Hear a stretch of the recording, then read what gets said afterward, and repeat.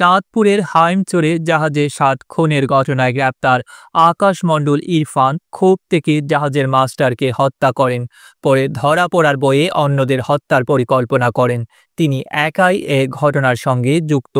তাকে গ্রেপ্তারের পর বুধবার 25 ডিসেম্বর দুপুরে এক সংবাদ ব্রিফিংয়ে র্যাবের পক্ষ থেকে এসব তথ্য জানানো হয়।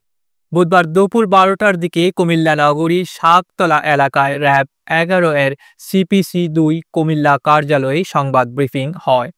সেখানে এসব তথ্য জানান র্যাব 11 এর উপ অধিনায়ক মেজর মোহাম্মদ সাকিব হোসেন। র্যাবের ভাষ্য, নিয়মিত বেতন ভাতা ও ছুটি না পাওয়ার জেরে MV আল বাখেরা জাহাজের মাস্টারের প্রতি ক্ষিপ্ত ছিলেন আকাশ। ঘটনার সময় খাবারের সঙ্গে গমের ওষুধ খাইয়ে প্রথমে মাস্টারকে হত্যা করেন তিনি।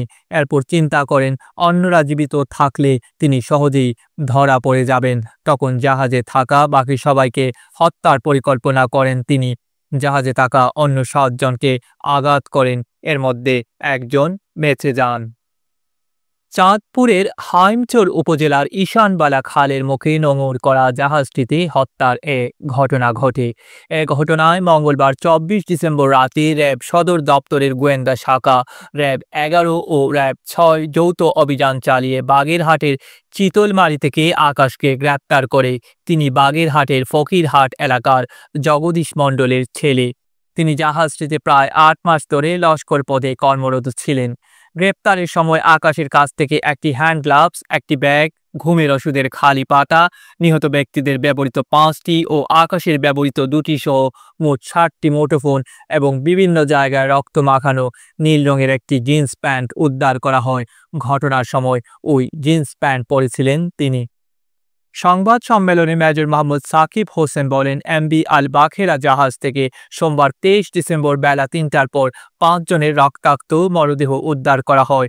আর 3 জনকে গুরুতর আহত অবস্থায় উদ্ধার করে হাসপাতালে নেওয়া হলে চিকিৎসক 2 জনকে মৃত ঘোষণা করেন। এ ঘটনায় জাহাজের মালিক মাহবুব মুর্শেদ বাদী হয়ে চাঁদপুরের হাইমচর থানায় একটি মামলা করেন।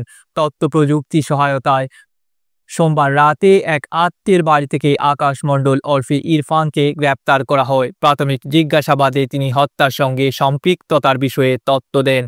প্রাথমিক জিজ্ঞাসাবাদে আকাশ র্যাবকে বলেছেন তিনি প্রায় 8 মাস ধরে এই জাহাজে চাকরি করছেন। জাহাজের কর্মচারীরা ছুটি ও বেতন বোনাস সময় মতো পেতেন না।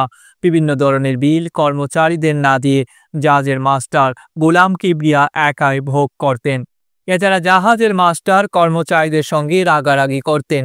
কারো ওপর নাকুশ হলে তাকে জাহাজ থেকে নামিয়ে দিতেন, তাদের বকেয়া বেতনও দিতেন না। এসব নিয়ে আকাশ মাস্টারের ওপর ক্ষুব্ধ ছিলেন। তিনি তাকে হত্যার পরিকল্পনা করেন। সে অনুযায়ী 18 ডিসেম্বর আকাশ 3 পাতা ঘুমের ওষুধ কিনে নিজের কাছে রেখে দেন। 22 ডিসেম্বর সকাল 8টায় তারা মোট 9 জন জাহাজে 720 টন ইউরিয়া সার নিয়ে চট্টগ্রাম থেকে সিরাজগঞ্জের বাগাবাড়ির উদ্দেশ্যে রওনা দেন। ওই রাতে খাবারে ঘুমের ওষুধ মিশিয়ে প্রথমে তিনি মাস্টারকে হত্যা করেন, পরে একে একে অন্যদের কুপিয়ে হত্যার চেষ্টা করেন। সোমবার ভোর 5:30টার দিকে সব জাহাজ তাদের গন্তব্যের উদ্দেশ্যে ছেড়ে গেলে আকাশ নিজের জাহাজ চালাতে থাকেন। জাহাজটি এক পর্যায়ে ঈশানবালা খালের মুখে মাঝির চরে আটকা পড়ে। তিনি জাহাজটি নোঙর করে পাশ দিয়ে যাওয়া ট্রলারে বাজার করার কথা বলে উঠে পালিয়ে যান। এদিকে আকাশ মণ্ডল ইরফানকে 7 দিনের রিমান্ডে পাঠিয়েছেন আদালত। বুধবার সন্ধ্যায় অভিযুক্ত আকাশ মণ্ডলকে চাঁদপুর জুডিশিয়াল ম্যাজিস্ট্রেট মোহাম্মদ ফারহান সাদিকের আদালতে সোপর্দ করে 10 দিনের রিমান্ড প্রার্থনা করেন। মামলার তদন্তকারী কর্মকর্তা নৌ পুলিশের পরিদর্শক মোহাম্মদ কালাম খান। পরে আদালত তার 7 দিনের রিমান্ড মঞ্জুর করেন। ডেস্ক রিপোর্ট, আধুনিক কাগজ।